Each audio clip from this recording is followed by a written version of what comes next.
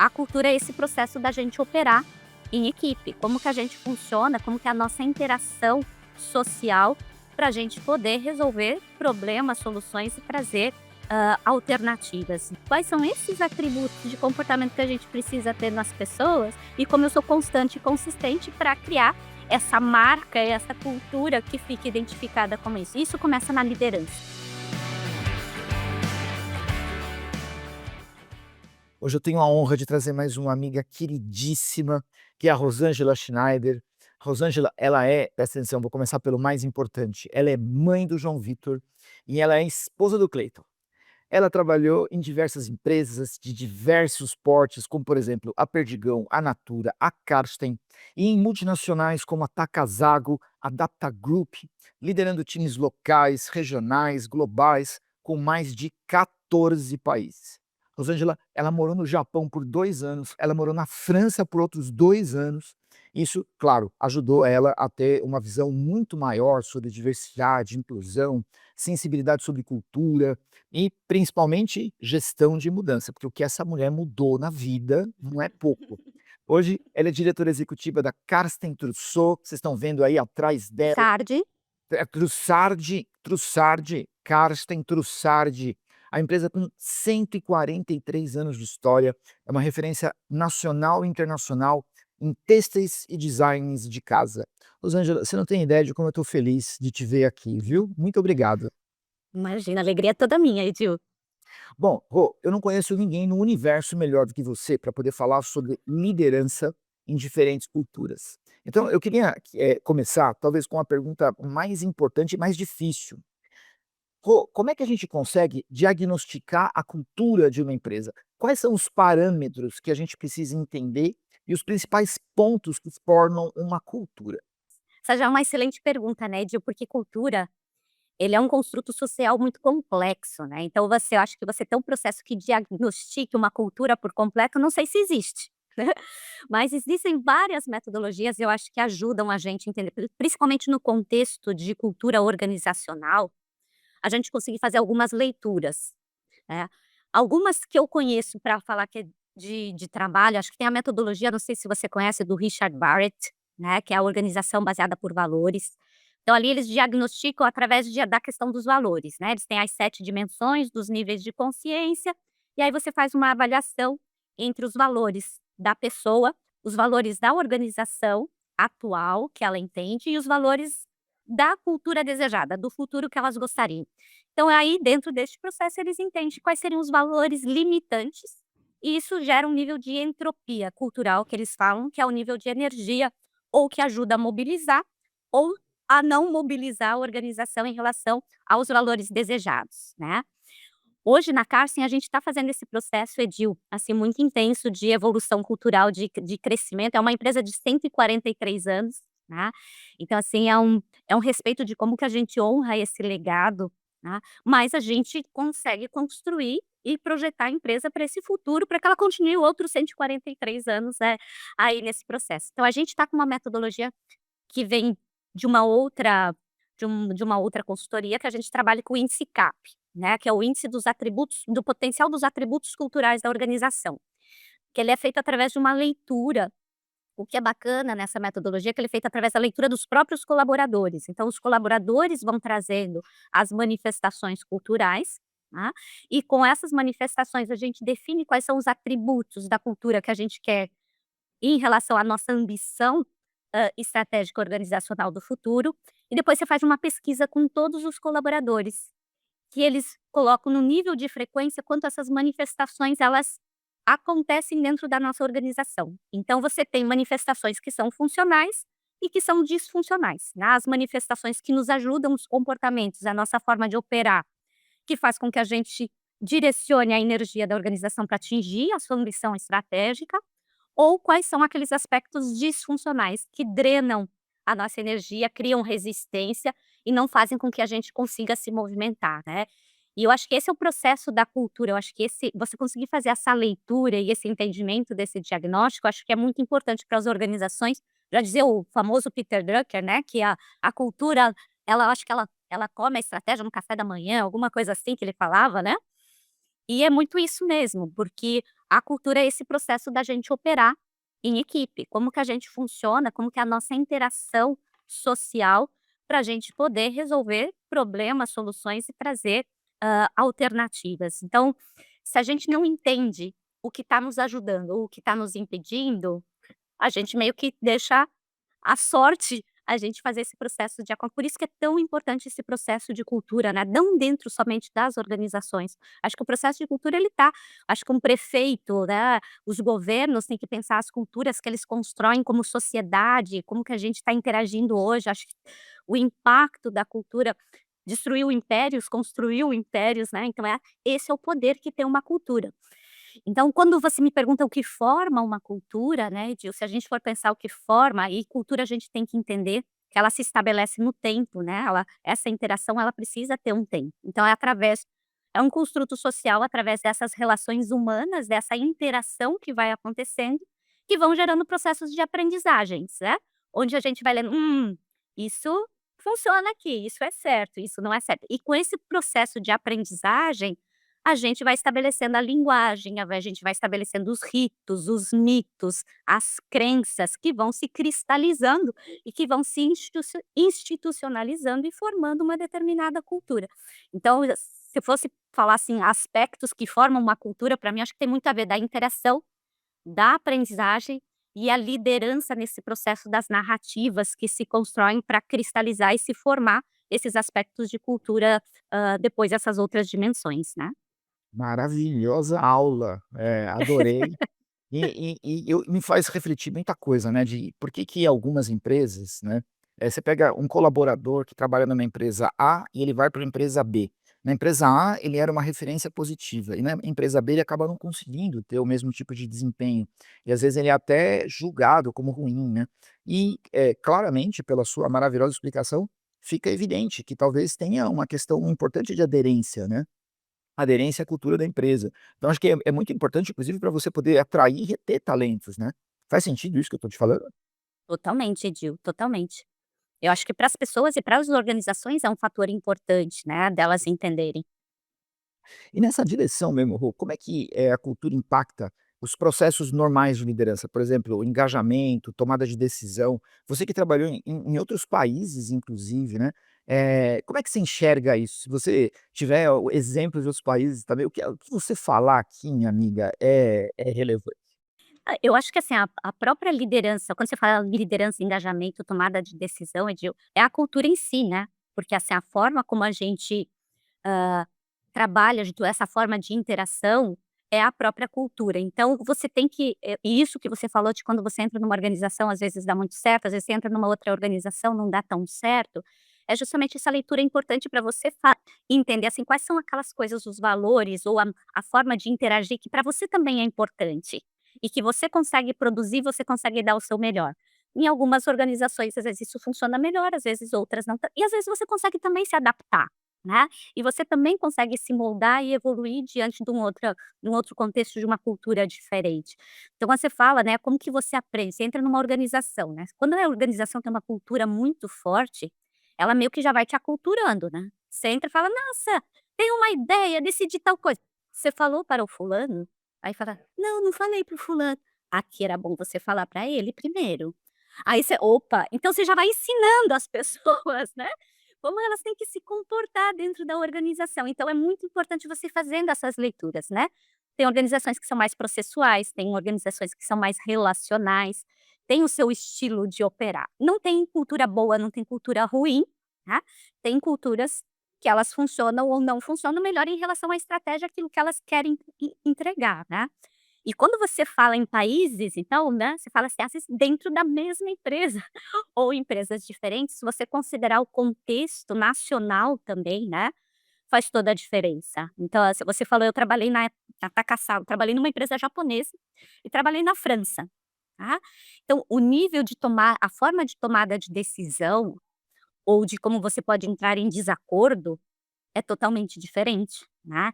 Então no Japão você entra, eles colocam a tua mesa por hierarquia. Então você já sabe quem está sentado aonde, a hierarquia da pessoa dentro da empresa, porque começa o presidente, os cargos maiores vão sentando do lado, até lá na ponta que aí senta a Rosângela lá, né, brincadeira. Então, assim, e você não questiona muito a liderança, né, isso não é muito parte da cultura dele, você questionar a hierarquia é quase que uma ofensa em a e principalmente em público, né. A França é totalmente o contrário, né, se você não desafiar a liderança, se você não perguntar, não fizer 500.000 perguntas para ela, você não é francês, né, porque o francês gosta desse consenso, ele gosta de participar da questão coletiva, ele vai te desafiar, ele quer fazer pergunta, e às vezes vai fazer pergunta só para te fazer pergunta também, porque ele gosta de fazer pergunta, né. Então, você entender essas diferenças também, né, e entender que a tua lente de ver o mundo é só a sua lente, e que você não pode tomar a tua lente como a verdadeira quando você está dentro de um outro contexto cultural, dentro de um outro país, mas você respeitar, né, os atributos deles, os ritos, a linguagem, a forma deles, mas não sem perder a nossa, né. Eu falo assim, a gente nunca tem muita gente que: "Ai, agora eu sou japonesa, então agora eu sou francesa". Não, eu sou brasileira.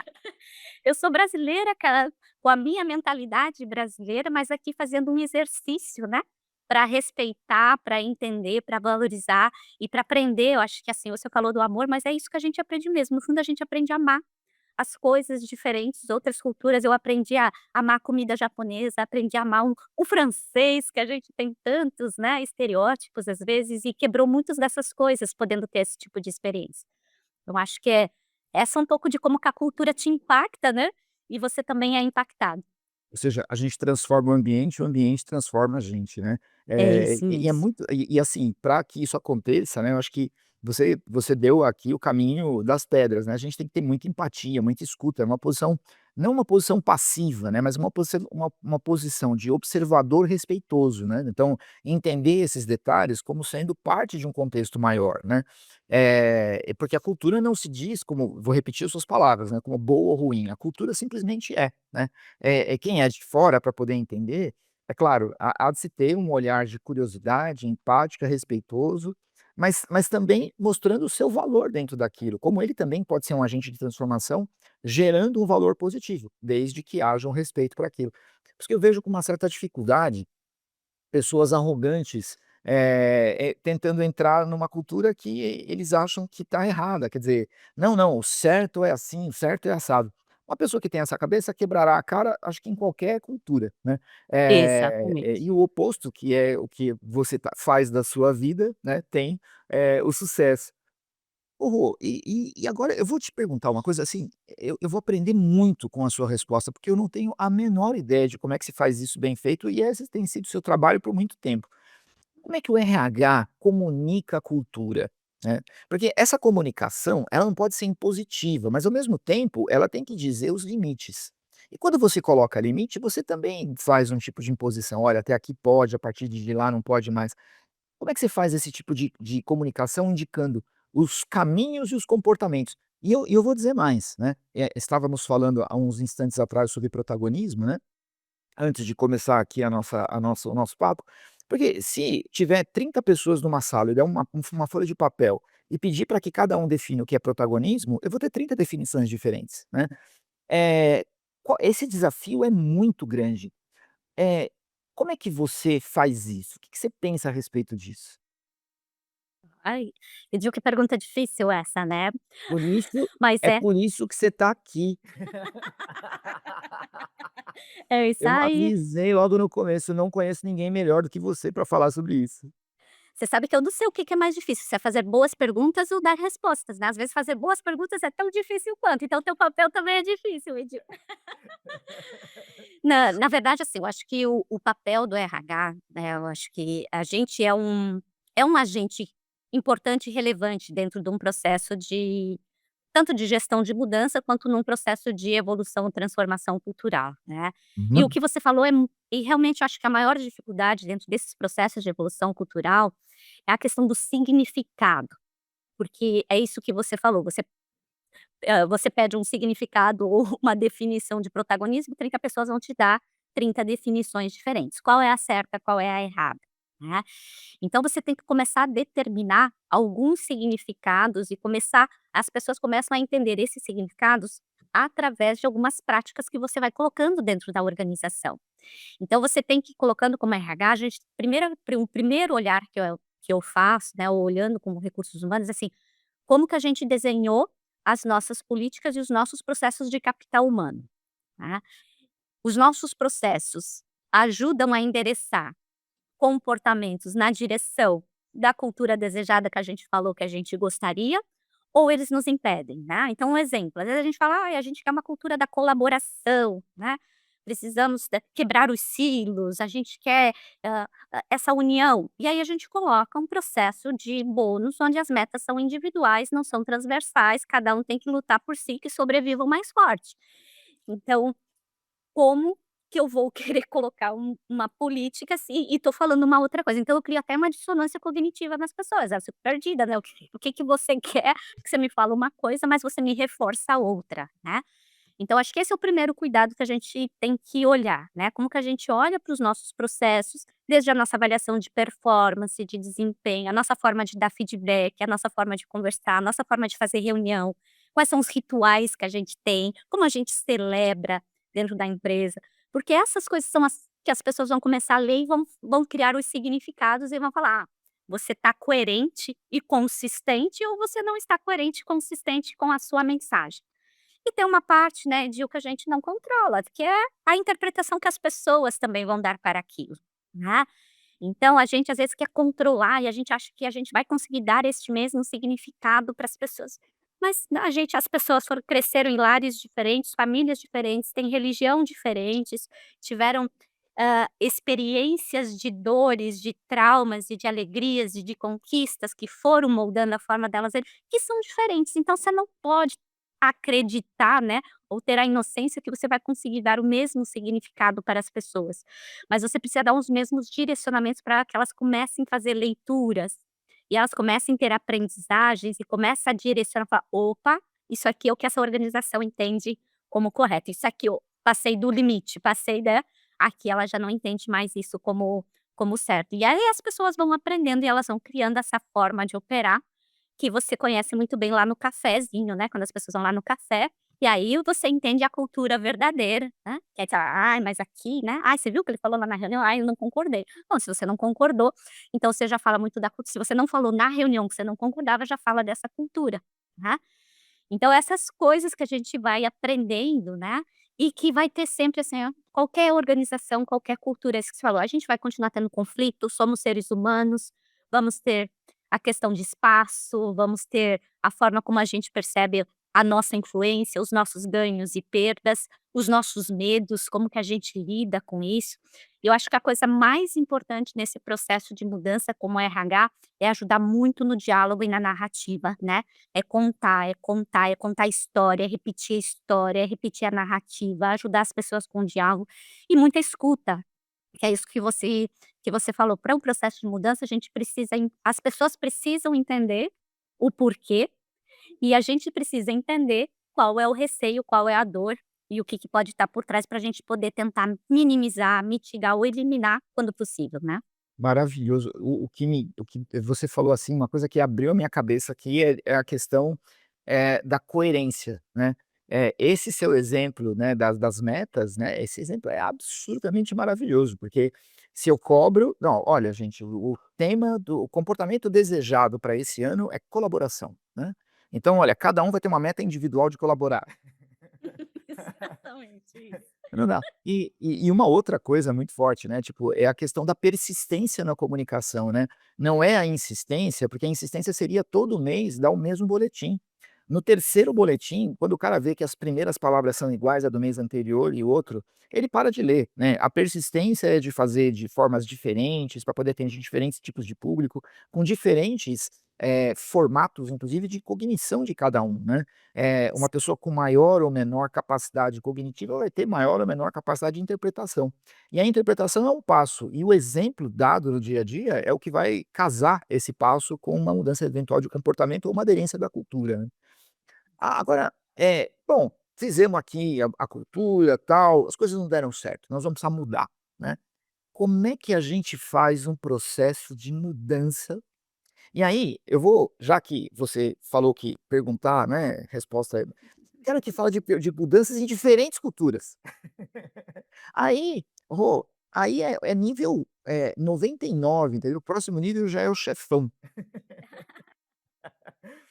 Como é que a gente faz um processo de mudança em culturas diferentes?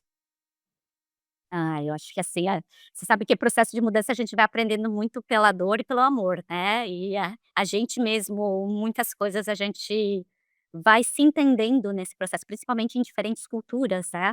E eu acho que é a gente aceitar um pouco a questão da nossa vulnerabilidade, né, a gente saber também que a gente também tem as nossas limitações, tem nosso processo de não se cobrar num processo de mudança de ser perfeito, mas a gente entender o que que a gente pode aprender, né, e fazer melhor na próxima e principalmente com culturas tão distintas. O que eu aprendi, assim, eu digo, pra mim, da minha experiência, é que a gente tem muitas coisas em comuns.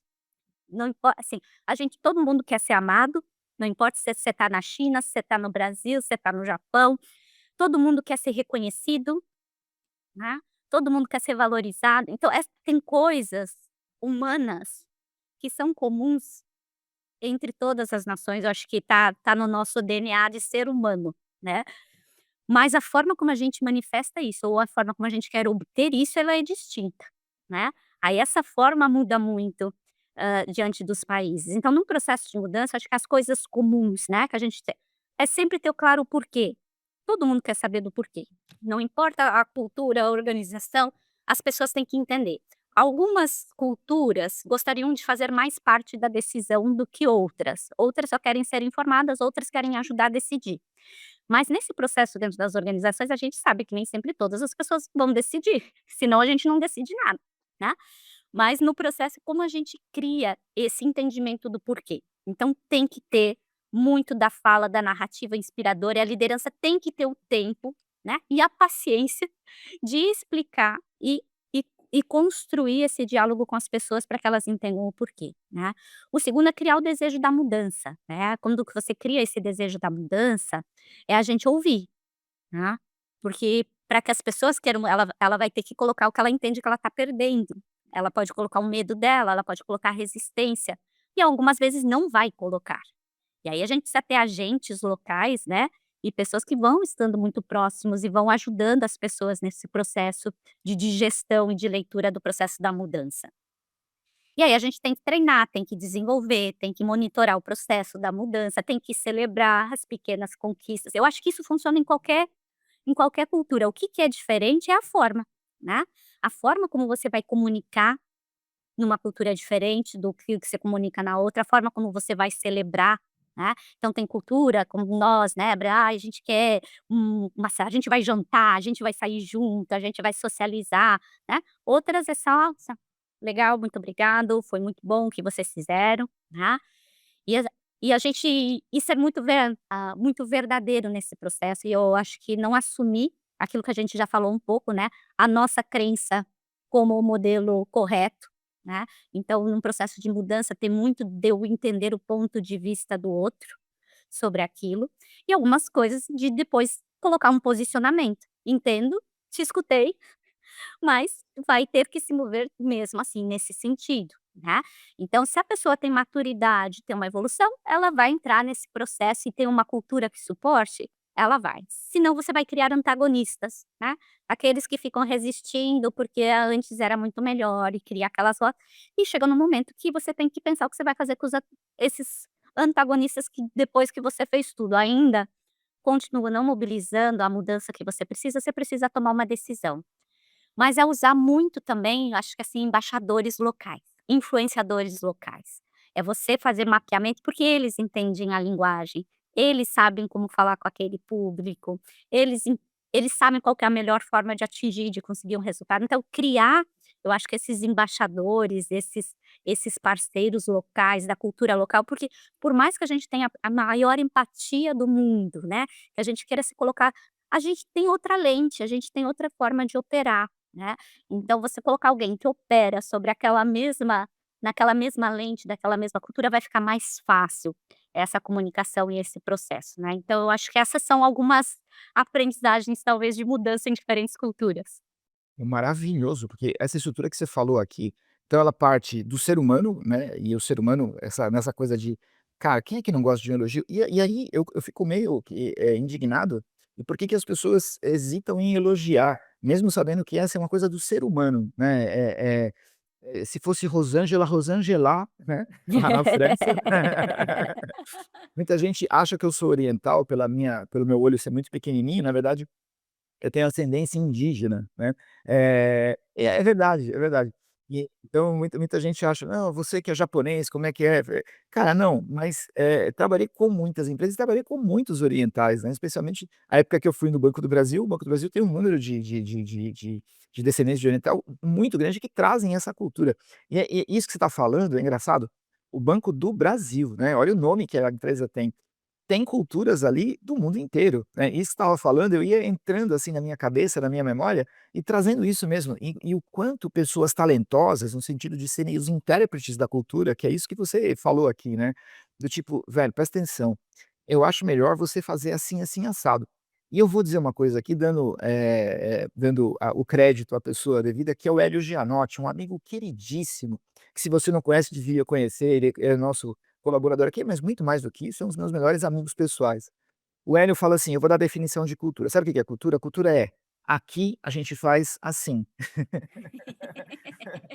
Eu acho Simples assim. É ótimo. brilhante, brilhante como tudo que ele fala, porque o que você está dizendo é isso, né. Então eu preciso que algumas pessoas digam: "Olha, aqui a gente vai daqui até aqui, então nessa quadradinho, faz o que você quiser, mas aqui o quadradinho é menor.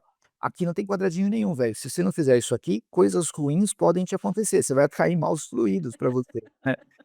Que é isso. Exatamente, Se a exatamente. empresa toda tem um padrão de comportamento, ou se um grupo pequeno de pessoas não tem, eu vou repetir suas palavras, você tem que tomar uma decisão. A pessoa sabe, sabe. A pessoa entendeu, porque uma coisa é saber, outra coisa é entender. A pessoa entendeu. Ela tomou a decisão de ter a aderência? Não. Bom, então é o seguinte, ou eu mudo a empresa por causa da pessoa, ou eu mudo a pessoa de empresa, né.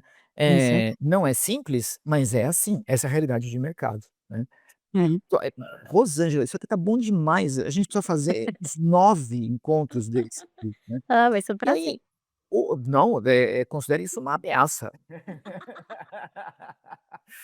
O Eu tenho, na verdade, 3 perguntas que eu não posso deixar de fazer. A primeira é o seguinte: qual que é o papel das lideranças nesse processo, né? Você falou dos agentes de influência. Eu posso classificar o líder como uma influência? O que que esse cara tem que fazer, né? E mais até do que isso, né? O que que o líder precisa aprender para ele poder ensinar, né? Você vê isso em diferentes culturas? Como é que esse cara adapta essas mudanças em diferentes culturas? O papel do líder nisso. Na minha opinião, Edil, assim, o papel do líder ele é crucial, né. Tem organizações que eles querem fazer a mudança da cultura e delegam para o RH, né, e acho que a mudança da cultura é do RH, né. RH, você tem que mudar aí a cultura, né, cuida da cultura da empresa. Então já começou errado, né, e essa empresa não vai mudar. Então o primeiro papel principal, assim, se a liderança eu não acredito em nenhuma evolução cultural ou transformação cultural, onde a liderança não é a primeira que evolui no seu modelo mental, né. Então, assim, para mim a transfe a essa evolução ela começa nessa evolução pessoal da liderança, porque a liderança tem que refletir, tem que transmitir muito mais do que através da fala, porque, assim, é bonitinho as coisas na parede, né, mas não é isso que sustenta. As pessoas vão olhar e elas vão olhar a todo momento para cima, para o lado e para baixo e vão assim: "Opa, isso está consistente", né, a gente tem uma gerente de marketing que fala assim: "Não, a gente tem que aprender muito com marketing também nesse processo de cultura, que assim, como se cria marca, né, se cria com constância, consistência, ve entendendo quais são os atributos da marca que a gente quer que as pessoas e transferir e desenhar produtos que realmente reflitam isso. Cultura é muito isso", eu falei: "Nossa, a gente tem muito para aprender com marketing, né, porque cultura nada mais é do que isso também, né, quais são esses atributos de comportamento que a gente precisa ter nas pessoas e como eu sou constante e consistente para criar essa marca, essa cultura que fique identificada como isso. Isso começa na liderança. Então a liderança se você tem que ter introjetado esse processo. Então o primeiro grande processo é você ajudar a liderança nessa evolução. É elas entenderem, porque às vezes começa no nível da liderança que quer fazer, mas nem toda liderança às vezes está no mesmo momento. Então como que você equaliza esse grande momento e primeiro o top, o primeiro nível da liderança tem que estar muito alinhado. Porque eu falo assim, qualquer rachadura em cima né, qualquer brechinha em cima você abre uma rachadura embaixo. Então, se em cima você não está alinhado, embaixo você não vai conseguir construir essa consistência. Então esse é o primeiro grande e você tem que trabalhar muito isso, né, porque se a gente quer acelerar esse processo e essa integração em cima, né, não quer dizer que não vai errar, não quer dizer que a gente não, né, não vai ter processo de aprendizado, mas a mensagem ela é consistente, e aí um vai ajudando o outro a se moldar e a criar esses comportamentos que a organização precisa. Então quando você começa a ter esse nível de confiança, nessa base em cima, você quer moldar e você vai desenvolvendo essa liderança, escutando, a gente vai criando compromissos em conjuntos com a cultura desejada e fala: "Essa é a cultura que nós queremos, então é assim que nós vamos, a partir de agora, também decidir. Então agora eu já não decido mais tudo, eu vou ter que dar autonomia para o pessoal, estamos de acordo com isso? Ai, sim, ah, mas quanto, né, que a gente vai dar? Ai, a gente vai dar isso, então". Então a gente tem que fazer esses acordos e esses combinados para gerar esse compromisso, para que vai gerando essa não vire um discurso, né, bonito e nem palavras na parede, mas que vire, assim, de fato, as pessoas olhem para a liderança e elas possam se inspirar, né. Eu falei assim: "Elas sempre vão se inspirar em nós". Pode ser por pelas de um bom modelo ou de um mau modelo, mas elas estão sempre olhando e aprendendo com a gente. Então o que que a gente quer que as pessoas aprendam conosco, né, e que impacto eu quero gerar. E se a gente quer como liderança, eu acho que é mais do que gerar um processo, a gente precisa deixar legados, né. A gente precisa começar a deixar as coisas com um pouquinho mais de longo prazo. A gente vem num ritmo muito grande de preocupação de curto prazo e nós a gente tem que entregar resultado, faz parte, né, tem que entregar o quarter, o mês, tem que fazer, as empresas precisam de resultado, faz parte disso, mas como que você puxa um pouco mais a sustentabilidade dessa organização para um pouco mais de longo prazo. E esse é o papel da liderança de olhar a cultura, não é numa coisa, numa solução que vai mudar amanhã, né, a cultura ela é uma jornada, né, ela precisa tempo, ela precisa interação, ela vai precisando consistência e você vai institucionalizando. E o papel da liderança é ajudar nessa trajetória, e a gente precisa ajudar as lideranças a dar a narrativa correta, né. E às vezes dar feedback para a liderança, chamar para conversar, trocar, ter conversas difíceis, né, em alguns momentos, para que a gente possa ter conversas verdadeiras, né, e resultado e um compromisso depois em conjunto. Então a liderança é pivotal, né, na verdade dentro desse processo. Maravilhoso o que você falou e eu bati um papo aqui nesse podcast com uma profissional maravilhosa chamada Isabela Razaboni, e ela falou sobre cultura, ela disse uma frase, assim, que eu nunca mais vou esquecer. Ela falou assim: "Edil, cultura é que nem lavar escada, tem que ser de cima para baixo". Eu achei perfeito, perfeito, né. E também retomando e citando uma outra pessoa, essa nós 2 amamos de forma igual, né. A gente tem muito que aprender com marketing, com gente que nem a Vilma Mendes, que tá lá como diretora da Tá É Casado, isso pessoa mesmo, extraordinária, né. Vilma, um beijo de nós 2 pra você aqui, viu. é isso aí. Agora, Rô, 2 últimas coisas aqui. Porque você falou, assim, da noção de liderança, de conversas que têm que ser corajosas e muitas delas são difíceis, tal. Para tornar essa conversa mais fácil, a gente precisa desenvolver muita articulação política, né. E a política, eu quero deixar muito claro, política não é puxar saco, né, política é a gente entender como é que a gente gera valor dentro de uma determinada cultura. Então, por que que é o Edil que está aqui e não uma outra pessoa? Não, porque, e aí eu tenho que me articular com essas pessoas. Como é que a gente, aprimora a nossa inteligência política? E aí, para aumentar o nível de dificuldade, porque essa é fácil, né, como é que a gente faz isso em diferentes culturas? Eu acho assim, a política em si ela é um processo de influência, né, muito grande, um processo de influência. E eu acho que, às vezes, a gente usa a palavra até de uma forma errada, a gente fala politicagem, né, ou a gente criou a política muito de como uma forma de denegrir, né, hã, usando a corrupção e o processo como uma forma de interpretar política, né. E a política nada mais é que uma forma da gente se relacionar, né, de uma forma diplomática, entendendo pontos de vistas distintos para a gente poder chegar num acordo. Então, assim, a gente vai é que nem burocracia, a gente discutiu muito aqui na empresa também, né, porque a burocracia parece uma coisa ruim, péssima, né, mas assim, depende do que você está falando como burocracia, né, você está falando da lentidão, a falta de agilidade, né, o excesso de processos desnecessários, Agora, a burocracia foi criada no sentido de de dar processos, de dar estrutura, então ela não é ruim. Então ruim é o significado que a gente vai dando, né. Então eu acho que a política é muito esse processo de influência e a gente não fazer a politicagem, mas fazer a influência genuína, né. E eu acho que assim, e isso precisa que você seja verdadeiro e que você entenda a sua vulnerabilidade, né, e aceite ela, para você poder criar espaços de confiança, que é o primeira se não existe um espaço de confiança, não vai existir um diálogo, né. A gente não vai fazer essa conversa, a gente fala conversa difícil, mas no na verdade é uma conversa importante, aquelas conversas que precisam ser feitas. Mas se não tem um espaço de confiança, ela não vai acontecer. Ou se acontecer, ela vai causar mais danos do que benefícios, porque, elas viram ataques, né, pessoais, elas têm uma outra conotação que não é o sentido genuíno da gente poder entender o ponto de vista do outro e a gente chegar num acordo que seria melhor, tá. Então acho que você precisa, a primeira coisa para você conseguir estabelecer esse espaço relacional é entender é criar vínculos de confiança. Aí depois criar vínculos de troca. Ok, eu estabeleci essa confiança, mas a pessoa quando vem comigo, eu eu ganho e recebo, né, existe uma troca nessa relação, eu aprendo com o outro e ele aprende comigo, ou porque quando as pessoas sentem que você só tá tirando, é uma relação que ela para por aí, né. Então assim, o que que eu dou para o outro, né, nessa troca e o que que ele me dá.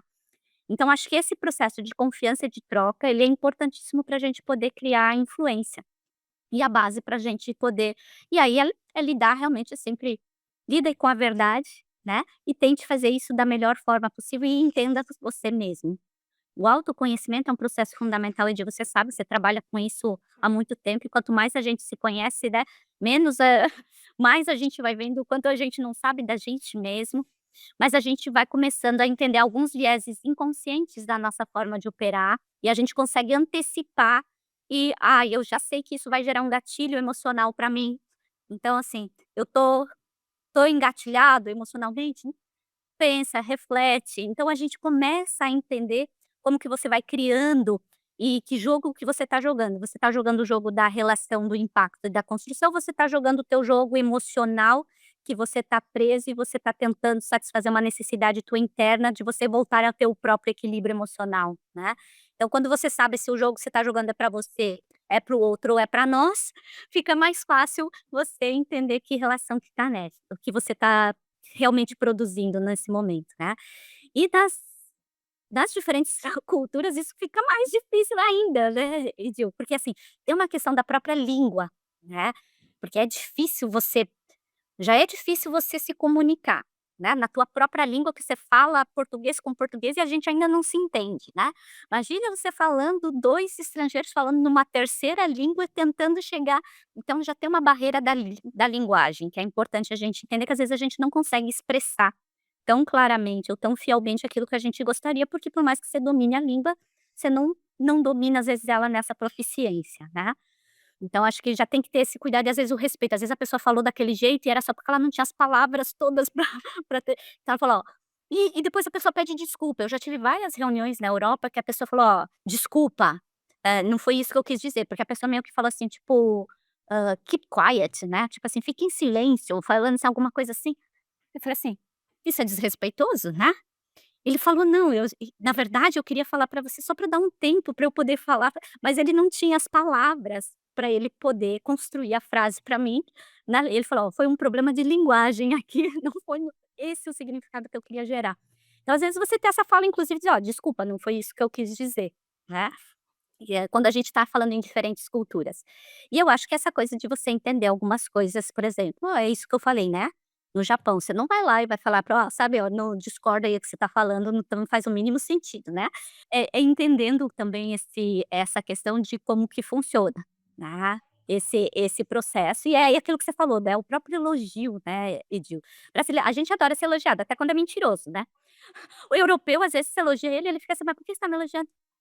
Se ele não entender que aquilo realmente foi uma coisa que ele fez diferente, né, tal, aham, não, não tem então é muito, eh, é a gente fazer essas leituras, né, de combinados. Eu lembro que uma vez eu combinei com uma chinesa, eu falei: "Ah", essa coisa de brasileiro que a gente fala assim: "Vamos marcar um dia para tomar um café", né.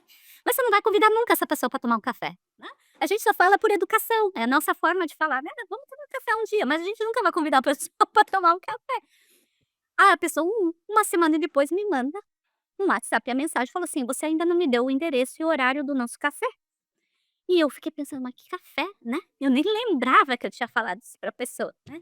E ela cobrou o título do café, eu falei: "Ah, claro, vamos marcar o café", então tive um café. Então, essas coisas que às vezes a gente, né, é tão simples, né, mas que as pessoas têm significado e têm interpretações muito diferentes, né. Passando mal aqui da chinesa tocando a campainha na sua casa e falando assim: "Meu Deus do céu, e agora o que que eu faço?" Nossa, Rô, isso é divertidíssimo e assim, mas, eu tô entendendo que existe então aquela base, que você fala, né, de política, ela vale para o mundo inteiro, e aí tem só as diferenças regionais. E sabe o que me chamou muito a atenção na sua fala, indo para a última pergunta aqui, é assim, por que que você está me elogiando tanto, o europeu falando para você? Por quê? Porque cada um de nós quando elogia, traça na cabeça uma linha da justiça. "Olha, isso daqui é o que eu esperava de você, o que você fizer daqui para cima eu vou te elogiar, daqui para baixo eu vou te desenvolver ou te criticar", né. Então o cara que é da Europa fala: "Não, a minha reta aqui, minha linha da justiça é mais alta", né. Eh, eu conheço muita gente que a linha está no chão.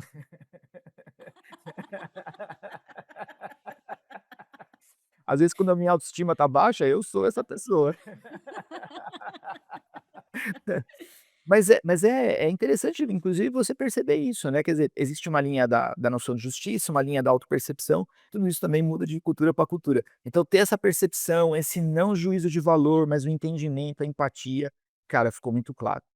Rô, meu coração está rachado em 15 pedaços, porque eu vou para a última pergunta. Só não tá pior, porque eu sei que a gente vai se encontrar muitas outras vezes para conversar aqui, né.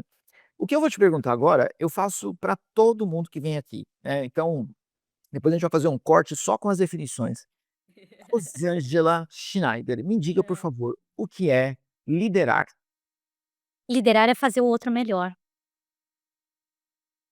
Eu acho que quando você, de fato, genuinamente, intencionalmente, você quer impactar a vida de outra pessoa, para que ela seja uma pessoa ajudando no sentido genuíno de ajudar essa pessoa a crescer, a evoluir e a ser melhor, você é um líder.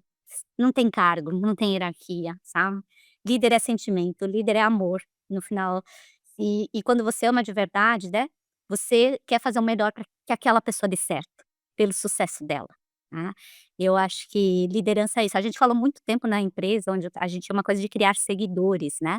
A gente fala assim: "Ah, não é sobre criar seguidores, né, mas é sobre criar outros líderes, né". É é criar pessoas para que elas possam fazer esse impacto, né, e a gente começa a vibrar, né, essa energia da transformação, do impacto positivo que a gente quer ver no mundo. Eu acho que para mim liderar é isso e que aí a gente pode falar é inspiração, né, é servir, mas no final da conta é dar a mão para o cara que está ao teu lado, ajuda, põe no coração coisa boa e faz o melhor pelas pessoas e isso é você tá liderando, para mim. Maravilhosa definição, liderar muito próximo do amor, perfeitíssimo. Rosângela, eu não tenho palavras para poder te dizer muito obrigado, então eu vou usar aquelas que eu uso sempre. Muito obrigado, Rô. Obrigado de coração, foi uma honra para mim, aprendi demais com você, como sempre acontece quando a gente conversa, viu, querida? Obrigado de Ai. coração. Fala tchau para nossa galera aqui. Tchau, galera. Obrigada. Primeiro, Edil, você, né, é assim, aquelas pessoas que a gente fica um tempão sem falar, mas é quando a gente encontra parece que foi ontem. É uma alegria sempre aprender com você. Você é um exemplo, né, de profissional, de ser humano, mas é sempre gostoso e sempre leve falar com você. Eu acho que essa é a tua maior fortaleza. E a todo mundo que está nos escutando, né, muito obrigado pelo tempo, pela e que a gente espere que cada conversa, cada diálogo a gente possa junto, a gente ir transformando e a gente construindo coisas melhores juntos. Então obrigada, Edil, pelo tempo, pela possibilidade e pela disponibilidade. Foi um prazer. Obrigado, Rô, obrigado pela honra. Pessoal, eu tenho certeza que vocês curtiram, se vocês não curtiram é porque vocês não assistiram. Volta e assiste de novo. Muito obrigado, gente, semana que vem a gente tem mais uma pessoa bem legal aqui. Beijo para vocês, obrigado, até breve.